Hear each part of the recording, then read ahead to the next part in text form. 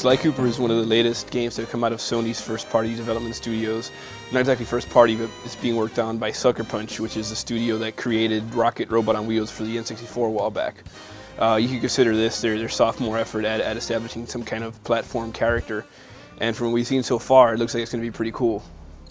Sony is marketing the game as a stealth platformer, and the description is pretty accurate for the most part. Basically, the game will consist mostly of jumping around, solving those kinds of physical obstacle puzzles.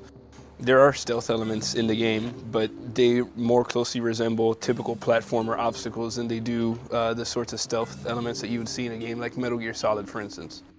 Otherwise, most of what we've seen so far resembles pretty much every other platformer. You jump around, you attack enemies with sort of limited attacks, and you're pretty vulnerable to their repercussions, and that way it's kind of like an old school game. For the most part, you get hit once and you die. There are certain power-ups that, if you find them, will grant you access to an extra hit, but largely as you're walking around, anything that touches you, you die. As you've probably imagined, there's a little bit of collecting to do in the game. What we've seen so far mainly are coins, of which you collect 100 and you get a free life, and they're called clues, which are basically little messages in a bottle scattered throughout the world. If you collect all of them, you'll get access to essentially a safe that's hidden somewhere in the level. Once you collect them all, your friend Bentley the Turtle will be able to decode the lock on it for you, and it'll get you the treasure that's inside. In the demo that we've seen, we've gotten 2 treasures, one of which is this little screw attack that Sly can do when he's walking forward. The other is a move that allows his jump to go in slow motion so as to presumably allow him to time jumps and sort of, I don't know, give you more precise control over where you land. You don't really have much control over it at this point, so it looks like just a visual effect, but ultimately that's what it'll probably do. But yeah, ultimately what we've played looks pretty solid. It seems to be a lot of fun, and the characters and the environment seem to have a lot of life to them, and it looks really good too. From what you've seen, you know, there's really expert use of cel shading in the characters, and the environments are pretty organically designed. You won't see, you know, flat sort of polygonal geometry, or rather what looks like it. Everything is sort of curvilinear. It looks organic, and a lot of the time it's kind of crazy in design. So yeah, it's probably one of the more impressive PS2 games in development right now, and that certainly has us excited.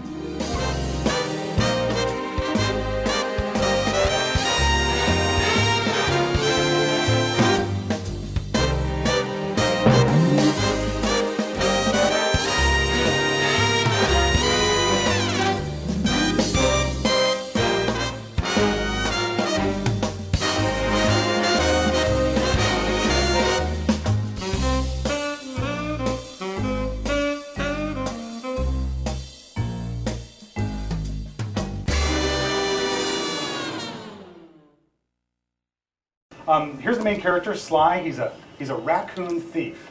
He comes from a long line of raccoon thieves, and you can see he's running on the rooftops of Paris right now, and he's going to be trying eventually here in a few seconds to break into police headquarters.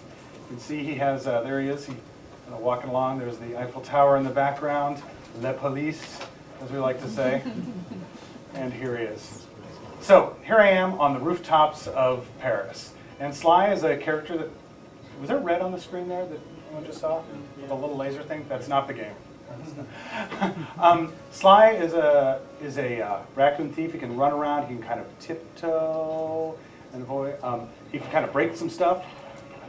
And let's walk around up here. Let me talk a little bit about the art style. The game is very illustrated, has a very illustrated look. Some people have called it cel shaded, but it's actually one step towards reality.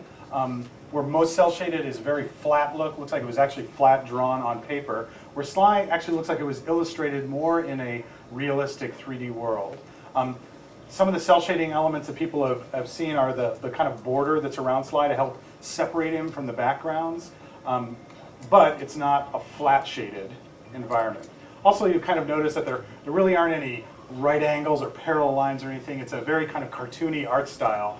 We started with a lot of artwork that our artists had made, actual hand drawings, and tried to get an engine which looked like the hand drawings, but also didn't look flat. And Sly is a thief, so he's going to be sneaking into different places during the game. And this first mission is sneaking into police headquarters. And of course, that means he's going to have to overcome security systems like these lasers here. Bentley is is a turtle who's his friend back in the van, and actually kind of has all the technical info about how they're going to be breaking in. So Bentley gives Sly help on what to do. Like, I've just set off the alarm, and so Bentley tells me I'm supposed to smash the siren, and that's how I can get the all clear and continue on the mission. So here we go. We're actually now in the hallways going through police headquarters. The game is really pretty story-driven in that Sly right now is it's the very beginning, kind of like the beginning of a James Bond movie, where there's a little quick mission that he's going to do right away, but then he's going to get kind of what the main story is at the end of this, and he's going to be trying to beat 5 supervillains who, when he was a young raccoon, they managed to kill his father and steal the family heirloom, which is the Thievius Raccoonus. Now we're in the police officers' headquarters here, so I'm going to just bust up some stuff because it's fun. So now we're going to go to actually the first cutscene. So this is going to tell some of the story about what Sly was doing on top of the police roof. And notice you've played the game for like a good couple minutes before we actually make you watch a movie to tell you the story and let the player get into it. So here's more about what happened to Sly. Bouncing on my father's knee. You see, I come from a long line of master thieves who kept all their secrets of sneaking and stealing in an ancient book, the Thievius Raccoonus. Anyone who read it learned to be especially sneaky, which is why we specialize in stealing from criminals. After all, there's no honor, no challenge, no fun stealing from ordinary people. You rip off a master criminal, and you know you're a master thief. Well, on the night I was supposed to inherit the book, 5 visitors came unannounced to our door. My father fought to protect us, but the gang of villains known as the Fiendish Five overpowered him and ransacked our house until they found the Thievius Raccoonus. Our family's manual of thieving greatness fell into their filthy hands. They tore the book into 5 pieces and split it up, each villain disappearing to the farthest corners of the world to commit dastardly crimes. Broken alone, I was dumped at the town orphanage. There I met 2 guys who became my lifelong buddies and trusted crew. Bentley, techno genius and strategist supreme, and Murray, part-time driver and full-time burden. Together we So by this pledged to track point, down a couple minutes into the game, we know the whole story about Sly. He's got to recover the Thievius Raccoonus from these 5 kind of supervillains. And during the game, we're going to spend our time breaking into the lairs of all these different supervillains.